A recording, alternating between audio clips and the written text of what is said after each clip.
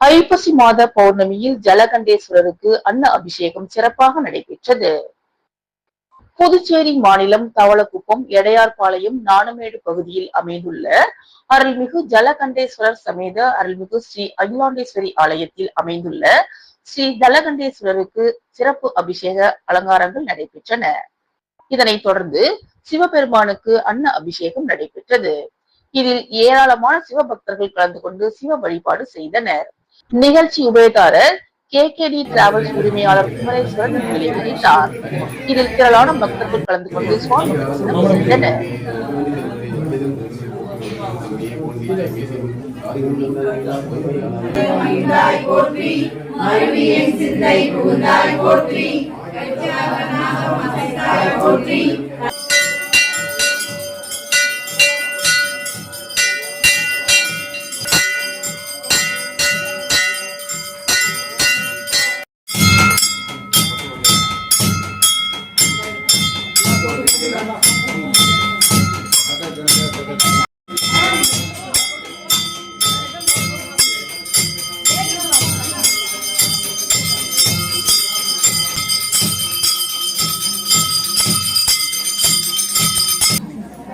அப்படி ஒரு பக்கமா வந்துருங்க.